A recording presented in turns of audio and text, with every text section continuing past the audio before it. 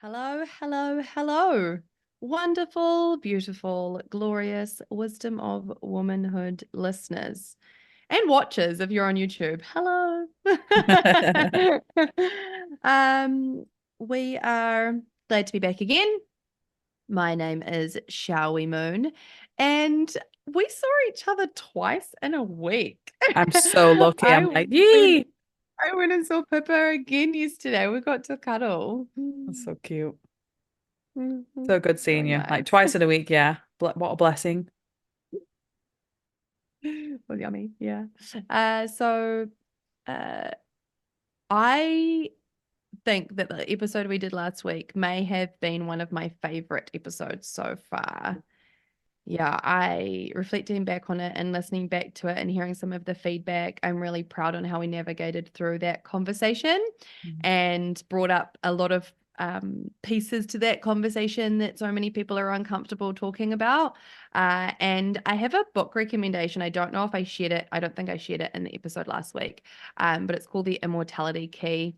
And it gives a really great recollection of a lot of things throughout history that we're not taught about and told about in regards to suppression and a lot of stuff within religion and these conversations. So, yeah, if you haven't read that book yet, I would highly, highly recommend. Um, we have a really great topic to go into today that, again, people aren't talking about enough. It seems to be a theme in our podcast. No. Let's find all the conversations that make people uncomfortable and then just throw them at you. uh, we're going to be talking about toxic positivity and the way that we can essentially bypass humanness through attachment to what we can see as positivity, but is actually a disregard to reality or disregard to parts of ourselves. And so we're going to share some of our personal experiences, what that term really even means, if it's new to you, or if you're coming across it, maybe you'll recognize some parts of your life that maybe are toxic and you don't realize. And also some of the ways that I know I can still see this playing out within the spiritual community, within the personal development community, and a real call out for us to come out of this glorification of perfection and love and light and everything is fucking great all the time. And I love seeing so many leaders within spaces. I was listening to a Layla Martin podcast episode the other day, and they were speaking about the authenticity that's needed within leadership, of all of us within spaces of being able to have voices and have some kind of influence and inspire people to still sit there and go, do you know what? It ain't fucking roses all the time. It isn't beautiful all the time. Part of the experience, no matter where you're at in it, is that we're always in a state of perpetual evolution.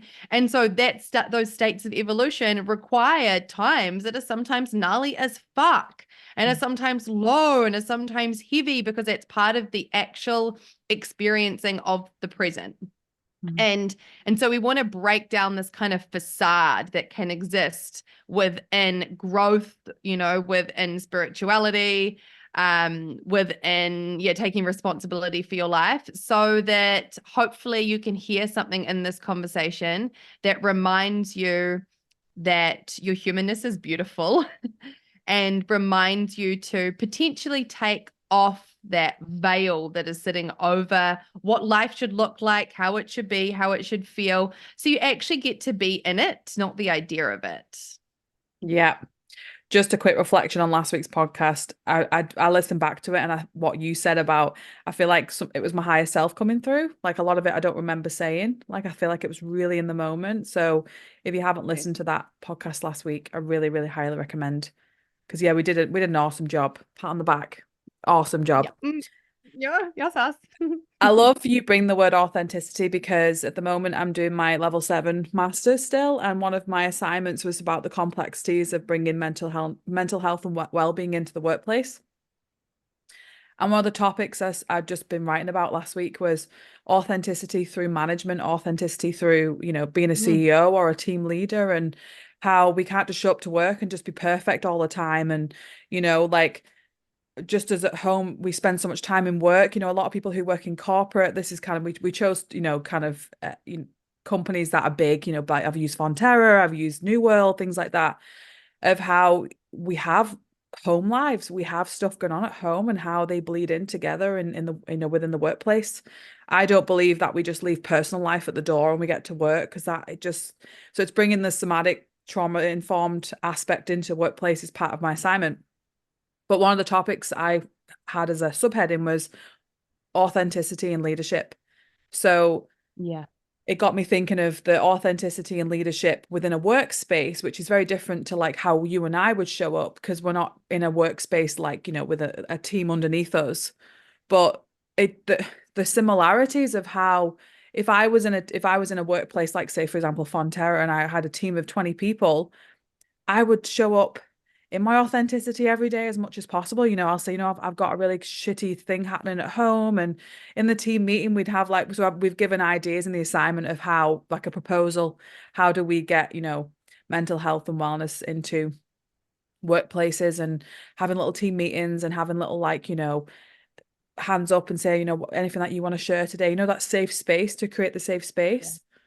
So I love how you talk about authenticity, because it's what shines through in a leader. And I think for me personally, if I was to work with someone, no matter who it was, and I saw them self-talking about the highs and the lows of their life, I don't want to show up on my social media as like this positive and happy person constantly, because that's not true. That's not my reality.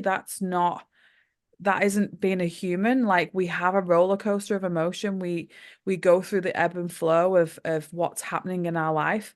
Our nervous system responses change day by day depending on what's around us, what's happening. So I think when we dive into toxic positivity, I think the spectrum's going to be authenticity here. And we talk about toxic positivity, because I think I've been a victim of toxic positivity. And I've also been a player of toxic positivity before I knew what Mhm. it was. I'm hands up saying it, like, not understanding communication at the time, years ago when I first became a coach. So I'll hands up say, if we're not here to slate it and say, like, you shouldn't be saying da da da and this is wrong. It's just, we want to make you aware of communication's a big thing. Like, if you've got friends going through something really, really tough, sometimes no words at all is just as much, is stronger than just saying two or three words. A simple hug, just being in the presence of I have clients sometimes come and they don't really want to talk. They just want to just be in a safe space to cry, safe space to just be. So I think I saw a lot of toxic positivity in the coaching space, which I started to recognize it, and I thought that's not how I want to lead and how I want to show up in my practice. And I think a lot of it is, it's just because it's easy to say those things. For example, look on the bright side. At least, never start a sentence with at least you did. Oh, never.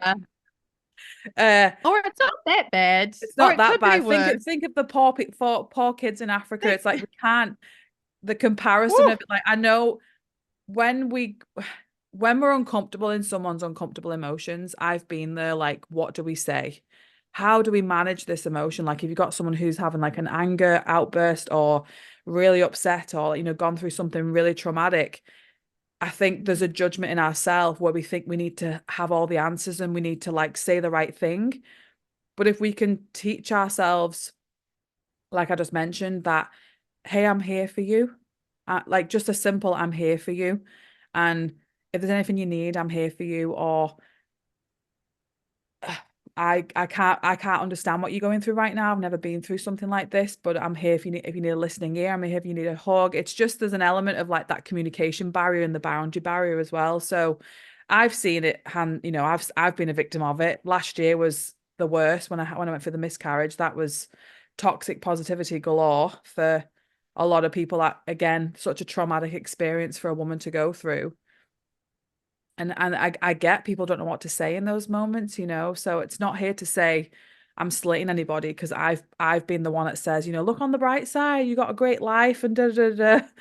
But when we start to understand the difference in our language and communication, it can make a big difference in someone's life. And I think it's remembering that often it comes from a good place. Mm.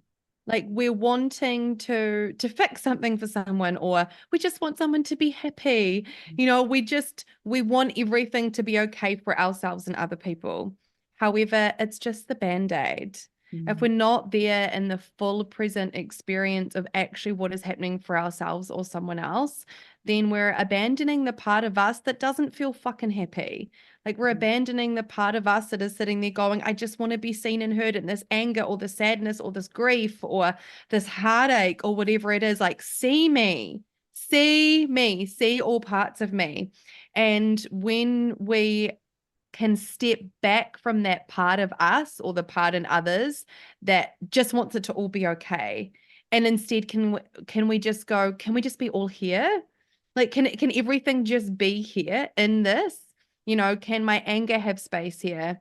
Can my joy also have space here? Can my pain and my pleasure and all of it be in this space together? Because that's the full acceptance of self and full acceptance of the experience, right? And I think it's nice to remember that it's coming from that good place. However, when we are, you know, saying those things to people, and you know, it could be better, it could be worse, or you know, whatever it is that essentially we're shutting them down. Like we're putting a lid on actually what they're here to be witnessed in. And I get that it's fucking uncomfortable. I get it, you know.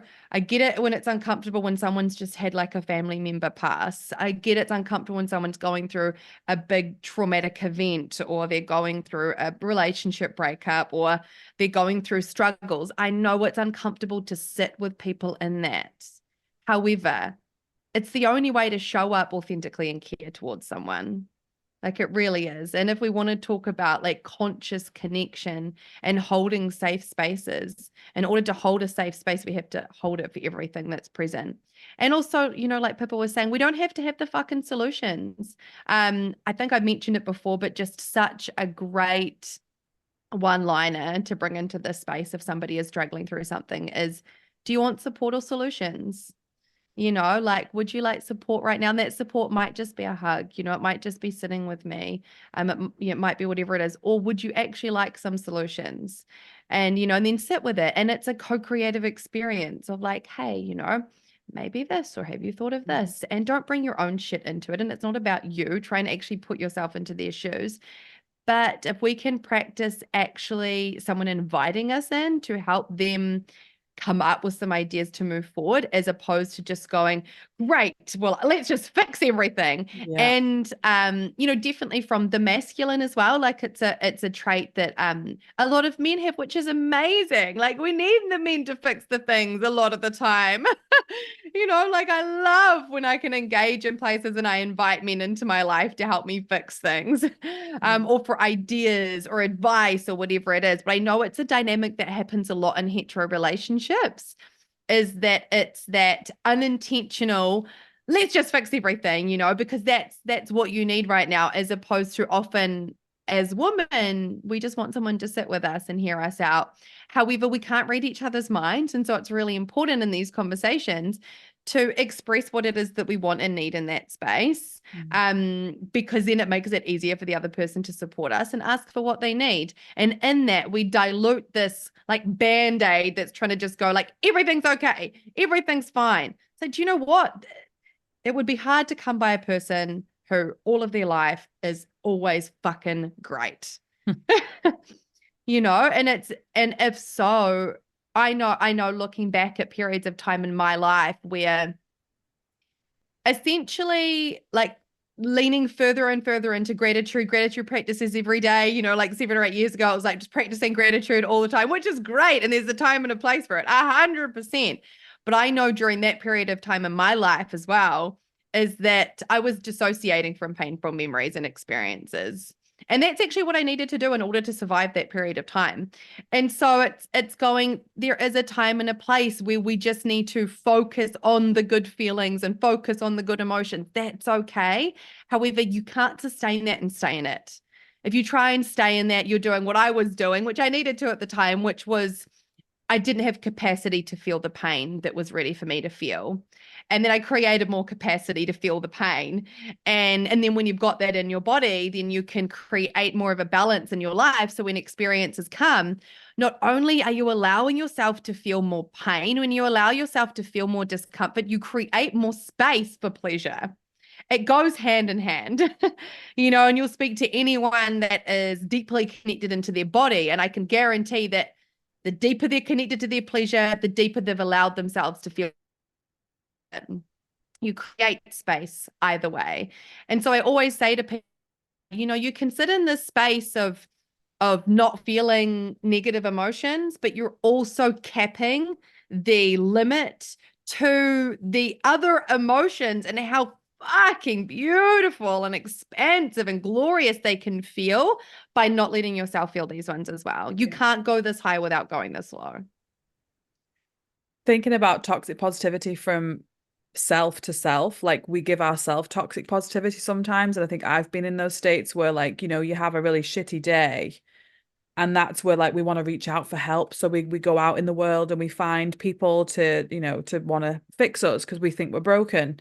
And I think sometimes when we realize that, so what, on the back of what you just said, Chow, was like, was resolution the right word, or resolution of like a trigger, or resolution of, if I'm going through something in the nervous system or something's uncomfortable, my resolution is quicker. So like, than it used to be. I wouldn't sit in like the soppy energy for like a week. Now it's like a day or two where I'm working through it.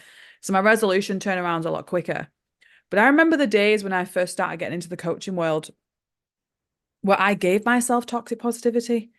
Like I would say things to myself like, look on the bright side, look at your life. Look, oh, there's people out there who would kill for what you have. Da, da, da. Just be grateful. Yeah, just be grateful. Oh my God. And then I realized like that's not helping me feel any better, because it's making me feel worse, because I'm like, I am better off than a lot of people. But then I'm like, that's making me feel guilty. And it's like you go on this spiral of toxic Painful. positivity in your own head where I'm like, I'm Pip. I'm a human. I feel everything everybody else feels. I've got all the emotions everybody else has emotions of. And I'm honoring these emotions and honoring these waves of what I'm feeling, and that I'm actually giving myself time and, well, precious time, and giving myself what I need. Because when you said about asking this, do you want support or solutions, is like I would ask clients, what do you need in this now moment? Sometimes they don't know what they need. And in some cases, when I ask myself, what do I need today? Like I tune into I'm really good at doing this now. I tune into my body. What does my body need? And I think that's where, like, instead of masking it with all the phrases and the words, I stop with the chit chatter, and I say, what does my Mhm. body need? What do I need in this Mm. now moment? And it might just be some slow movement. It might just be like a walk in nature. It might be just a meditation. I don't know. It could be just lying on the couch with my favorite teddy, like, and anything that I'm going through. It could be like, I'll say to my husband, like, Chris, I need a hug right now. And he just holds me for Yeah. like 5 minutes. And I think it just, so even though we have toxic positivity on a whole, like from other people, we also give it to ourselves sometimes. And I think that's where, like, I started to really, I know we can't analyze all of our thoughts all day long because we have so many, but I started to really recognize the phrases I was telling myself to, because I wanted to feel happy all the time. I didn't want to feel all those shitty emotions because I had a Mhm. persona to keep up with. I'm a coach and a healer. I've got to look like I've got my shit together. And then when I Mhm. realized, actually, no, I don't have to have my shit together, because that's what makes an authentic leader and healer and coach and whatever. So it just, the switch for me really helped, because I was like, I'm not fucking perfect. I never will be perfect, but there's perfection in that as well. So it's like just allowing myself to be like, you know what? Like I can show up on Instagram and be like, you know what? Yesterday I went through blah blah blah. I felt like blah blah blah, and this is what I did to help me feel Yeah. better or whatever. People need that stuff. Because like, Yeah. oh God, because if you think about spiritual teachers that I would follow, I would put them on a pedestal. Oh, I want to be like Wayne. I want to be like Eckhart. Like, oh, they've got the shit together all the time. No, they don't. We just put them on this pedestal. But like behind the scenes, they're going through their own emotions of the natural humanness of our body. And I think it just made me realize like to resonate with other people, it's just, oh, like people look up to you and I, and they want to work with you and I, and they go, oh, you know what Pip felt like I did yesterday. Oh God, well, maybe I reach out to her and ask her about that. Oh God, Mm. Showie went through something I went through with like my mum or my siblings or whatever it was. And you go, I resonated with that. God, and that coherence really just brings in that collaboration of community. And I think that's why authenticity is the way to go. And that's where I strive to be every day. Mm. I think there's a really important thing in what you said as well, is that in the showing up in our authenticity, it is also important to go, here's the practices Mm. that I use when I'm in that Mm-hmm. place, because that dilutes any of the victim mentality that can come in. And we show up fully, but we go, also, here's me taking radical responsibility for my wholeness. For the days when I'm feeling lower, I'm going to go into it with curiosity. I'm going to be present with my body. I'm going to lean into my practices. I'm not going to dismiss this experience, but I'm also going to take responsibility for my own healing in it. Yeah. And that's a part that is, I think, really important within this, especially within the space of leadership, like you were talking about, is that when we are in spaces of work, and sharing and education that is around personal development and spiritual development, it is our responsibility to be like practicing what we preach. And I think it's one of the things a lot of us are pushed into, because I think actually like we would gain so much from doing the practices. And so universe is like, come and do this as a job. So you have to do the practices all the Yeah. time. Like, damn it. There's nowhere to hide. Yeah, exactly. But it is part of it. So there's this call out of, yes, we're not going to glorify and be in this place of like moving away from everything is always perfect, but also we're going to take responsibility for the lows, the ups, the downs, the whole roller coaster of the journey. And there's something else that you said that has just like hit something with me. And I feel as if when we put people on pedestals, there is a part of us that has a deficient story alive, Yeah. deficiency story that is sitting there and is And wanting to be lack. fed. Like there's a lack there. Yeah. Lack. So when we go, this person is X, Y, and Z, and I could never be like them, what we're saying is there is a part of me that's not good enough. Or Yeah. there is a part of me that can't be that person or be in that life, or, have that abundance or live like that or be happy or whatever it is. It's feeding that, and that attempting to attain perfection. When you were talking, it took me straight back to something I've uncovered in myself over the last few years in doing this work and of taking myself off the pedestal. When I was a teenager, I was an accelerant student. Like I was a highly gifted academic student, and I was put into a class at my high school for gifted students. And so the story I constantly heard for many years when I was a teenager was, you need to do better, you need to do better, you need to do better. You need to be getting 100%, you need to be hitting these grades, you need to be here. And it was constant. And it was constant from outside of me, and then it was constant from inside of me. And so I built up this idea that I had to be this person that, achieved in these ways and showed up like this and did this. And I couldn't fucking do it. And, during that period of time, I also was going through like the traumatic events that had occurred in my life were becoming to accumulate so much inside of my body that they couldn't stay there anymore. And that's when I was really sitting into suicidal ideation and self-harm and eating disorders and stuff like that, because simultaneously I had two stories that were trying to coexist. One was like, you have to be perfect, and the other one was, you're so fucking broken, you should die. Yeah. Like, honestly, that is what my life was.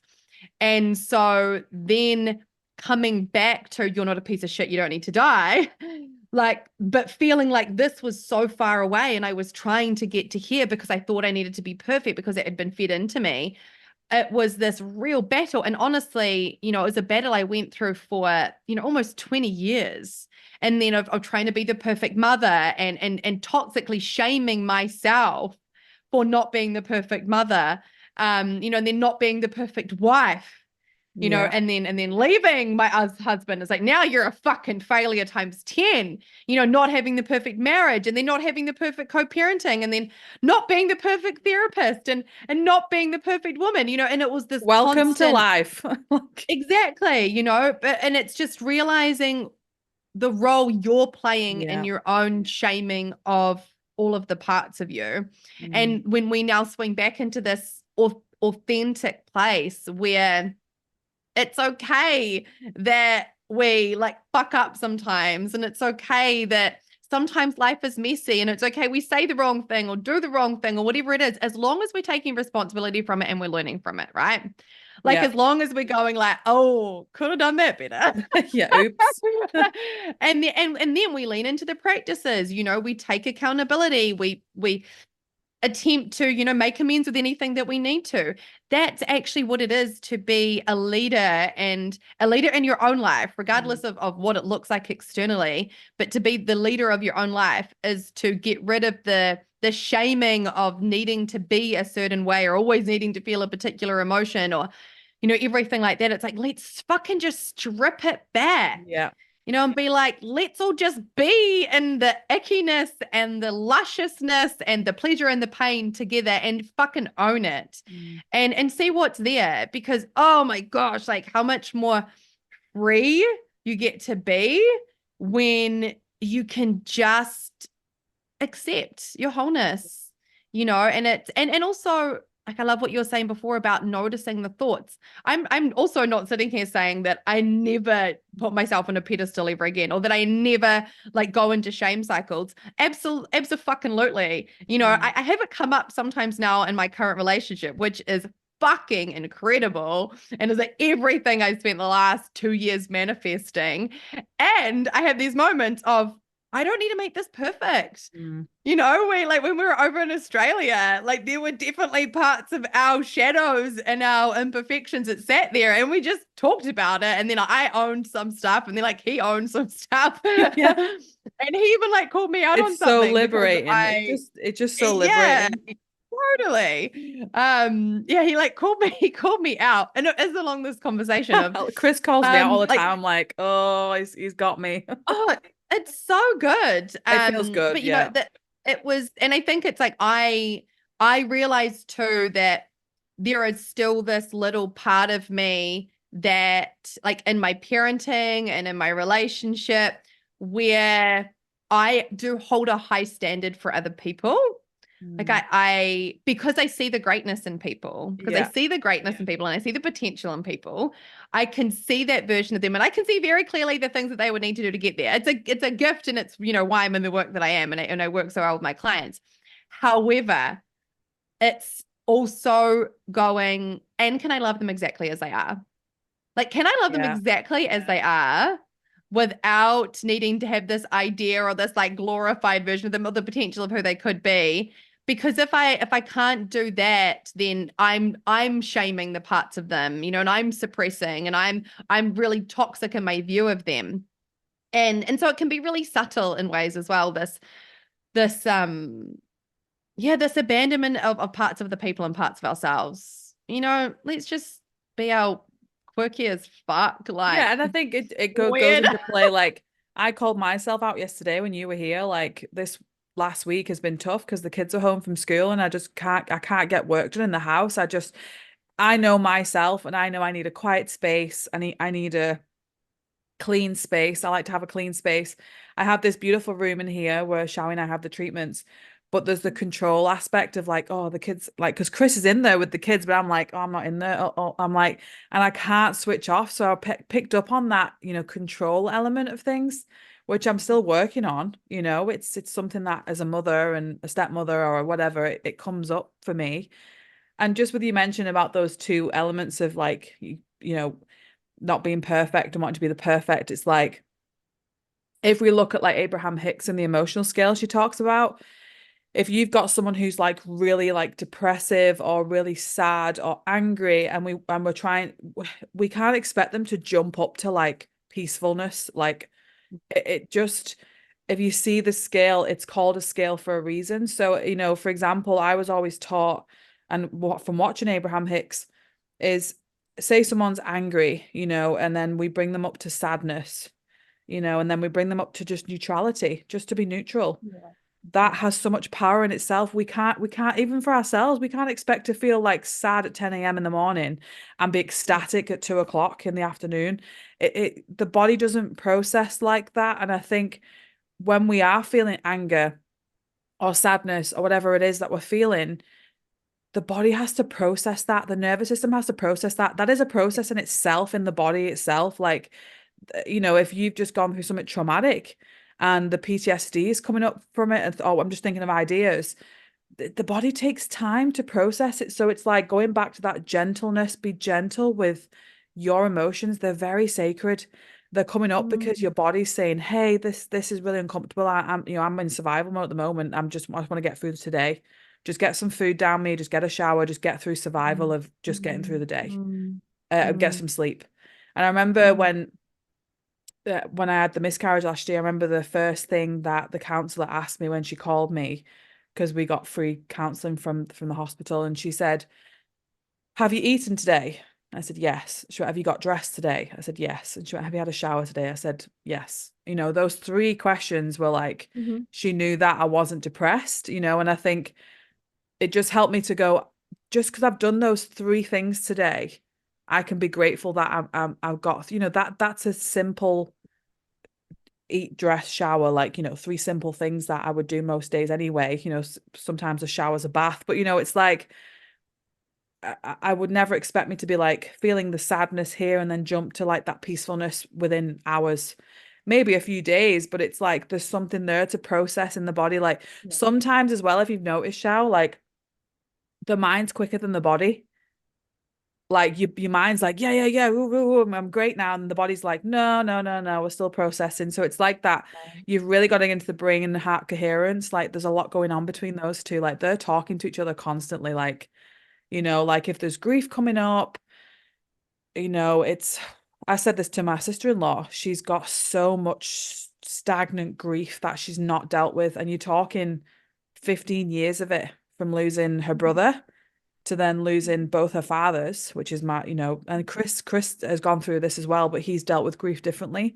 She's suppressed all this grief and it's coming up. And I'm saying to her, like, this grief is coming up because it's been suppressed for so long. And I can't expect her to just feel ecstatic from just, Yeah. she's got to take it day and slow and I find parts of her day where it's like she can find a little bit of happiness, or she can find a bit of gratitude, or she can find just a little bit of like she holds her dog, like she just wants to hold her dog, and that gives her like 10 seconds of just, oh, so it's I really highly recommend to look at Abraham Hicks emotional scale, because it really, you can obviously like use it daily for yourself. Where would you place yourself on that scale, and feel and notice how you feel when you put yourself in certain areas. Like that perfectionism comes up. Well, no, I should be feeling this, or I should be feeling that. It's like, can we just feel what we're feeling in the moment? Mhm. And the fact that I'm surrounded with people that I can go to and say, I feel like crap today, and then they come back to me and say, what's coming up for you? So having that safe Mhm. space to feel those emotions as well is really important. Mhm. And I think that's such a key element to accepting ourselves and not shaming the parts of us that are deemed as negative is also being surrounded by Mm. people that can witness us completely and fully. And I know that for some people that's not in their direct family, or maybe it isn't in your current friendships.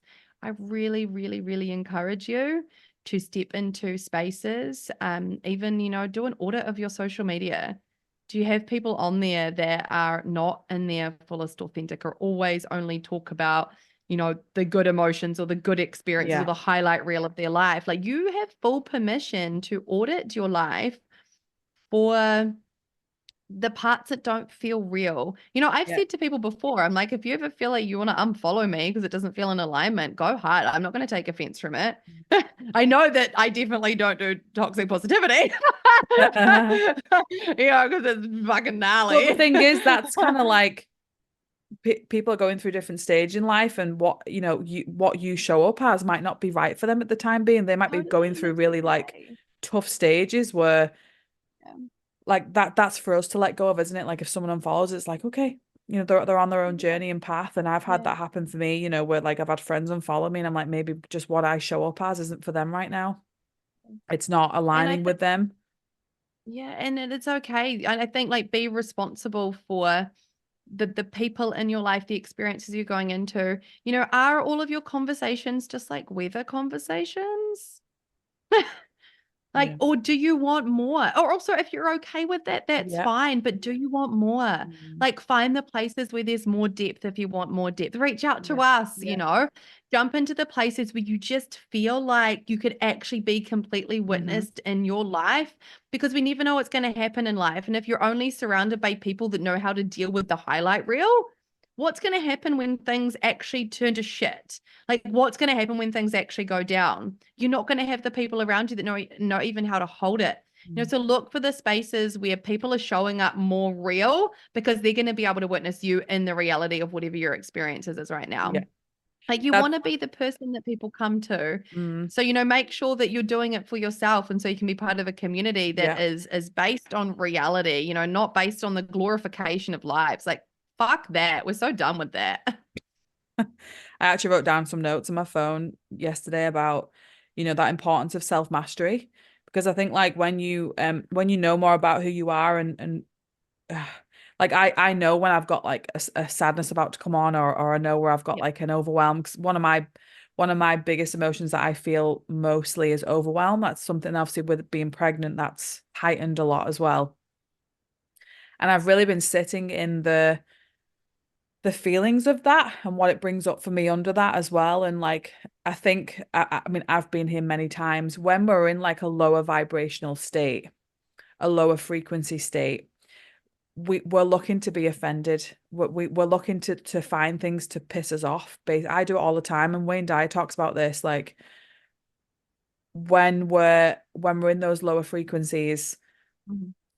we want to go on social media and look at like the most beautiful woman in the world, or the most successful person in the world, because we can give ourselves, I'm not there and I Lean feel into like our shit. pain.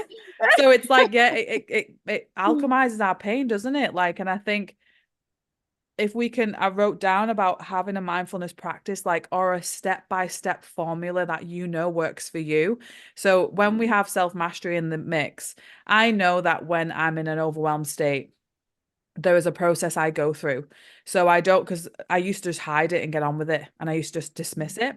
But I can't hide it because Chris knows me, and he's like, Yeah. are you doing all right? I'm like, oh, The blessings of a I'm conscious like, partner. I'm like, so what I do is yeah, because he just knows. So I have this analogy in my head of a pressure cooker. So I have low, medium, and high. So I Mhm. can imagine high, it's bubbling over, like I need to turn it down. So I'll say to Chris, like, I'm just on low at the moment, so I'm just watching for it.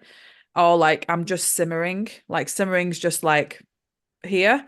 So whenever like I'm feeling, but sometimes the day just runs away with me. Like I've gone to high, and then that's where I'm like, I have to go to Chris and say, I'm really overwhelmed, and he just is attentive straight away. What do you need?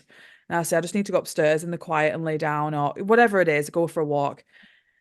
And I think it's really, analogies are great too, because you can kind of put yourself like in an oven or a kettle, whatever it is. I think it's something Yeah, I that you love would that. resonate. Like think like I use the pressure cooker because it's just I can imagine like everything bubbling away like rah. Mhm. So for overwhelm for me, it just I recognize it. But if when I never used to take it like into consideration, the overwhelm would turn into like anger, and I'd be Yeah. like getting pissed off, and then I'd look for things to piss me off.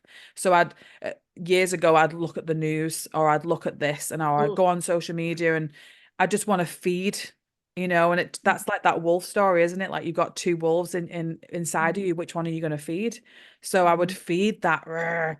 in me. Mm. Where now I just go, hey, I'm feeling overwhelmed and I understand why. You know, I was overwhelmed last week because the kids were home all week, and that's being a parent. The kids are at the house all day and there's mess everywhere, and it's, Mm. but finding moments of like, can I be okay in that mess? Can I be okay in that turmoil? Can I be okay in that disappointment, whatever it is? And I think it was also teaching me to be like, I've got a baby on the way.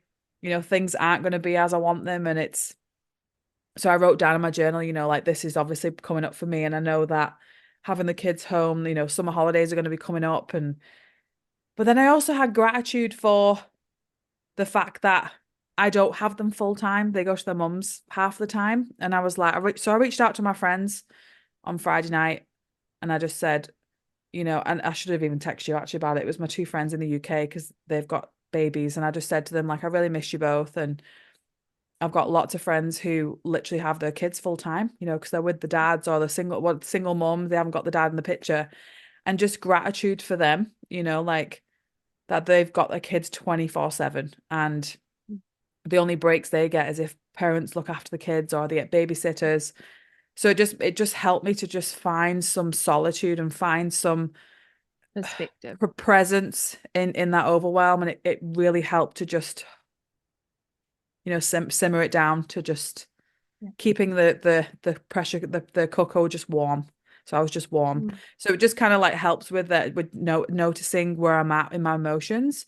So really get to know yourself on those levels. And like you said, when the different emotions come up, don't dismiss them, and having a safe space to talk them through is paramount. It really is. Like Shawi said, reach out to her and I and say, hey, you know what? I've been feeling this anger for days. Like, how do I get past it? How do I move through it? I'm really struggling, or sadness or grief. You know, there's a lot of practical ways to find solitude and presence in your day. And I think it's actually the practices and the community and the dedication to learning about oneself. Those things are the lifelines. I really do think they're the lifelines to accept your wholeness and to not go into this patterning of always looking for the glorified version of life, or, you know, the like positive traits or the positive experiences. Once you can nail those things, it just gives you the foundation to be able to move through. And obviously whatever is happening internally is always happening externally. You know, so in this conversation, we're talking about not shaming yourself and not putting this toxic positivity onto who you need to be. And the more that you do that, the more you're able to do it outside of you, because everything that's happening then becomes a reflection in your outer world as well. Every emotion you feel is valid. I always say that to myself, like, Yeah. what I'm feeling right now is valid, All of it. because it is. You know, it's Yeah. like sometimes you don't want to feel those things, and it's frustration comes up for me a lot with with those emotions, because I still fight that perfectionist where I'm like, I've got to show up in a certain way and I can't. Da, da, da. And I started to let go of that, and I'm like, that's not how I want to show up. I want to show up in authenticity wherever I can. And that's where I Mm. think, like, how can I move through this with grace and ease and flow and compassion, and take what I've took from that. And if I want to share about it, I can share about it. But What I've can I learn? noticed as well with this, what I want to finish on, because it's been something that's come up for me a lot, is a lot of my friends are very private. I'm not. I've never been a really private person. I'm very like out there. I'll make friends with people. I'm very trusting and very just outgoing. I love talking to people. I love sharing about myself. I love hearing other people's stories. And I think there's this real, I've noticed it with, you know, friends and family where they're saying, you know, keep yourself private, Pip. You don't need to share that much. And that becomes an element of, I understand where that comes from their perspective of, you know, they're more private than me, but they also don't have a business like I do where I've got to, I'm showing up as Pip, you know, and that's kind of like what resonates people with me. If I'm just showing up as like happy, glorious self when that ever, on the days I am happy and everything's great, that's not what I want to show up as, because that's not reality. That's not reality. It's not. And I think that can be toxic positivity as well, is like there's this, just because we want to show up a certain way on social media doesn't mean that that's going to be the same for me, or shall we? You know, Yeah. it's coming back to self, like Yeah. and think asking myself, why do I show up that way? Like what do I want to show up as? What does authenticity mean to me? Mm, And I think that's kind of like where that's what I've been working on the last, couple of months, is just showing up as I choose to. And if I'm choosing it and it's off and it's within my authenticity, then that's true to me. mm, mm. And also that can change over time.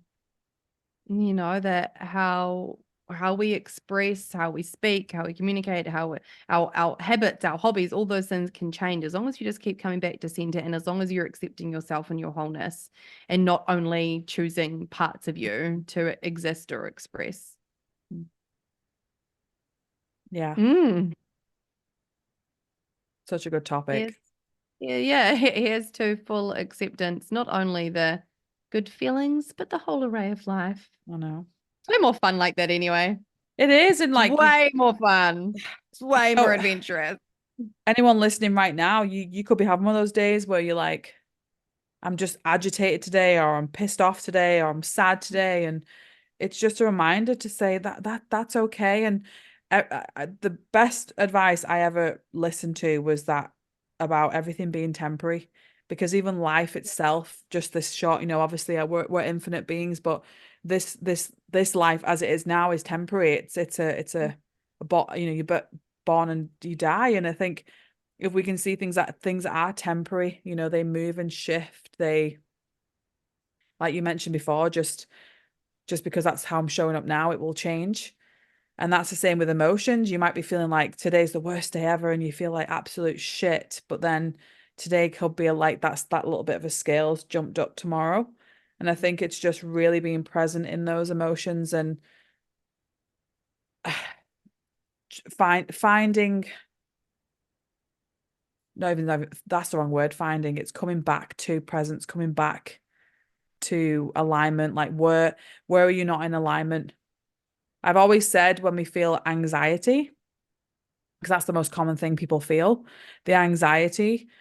Whenever I feel anxiety, it's because I'm not speaking a truth, or I'm not in alignment, or something needs to be said, or something needs to be shifted.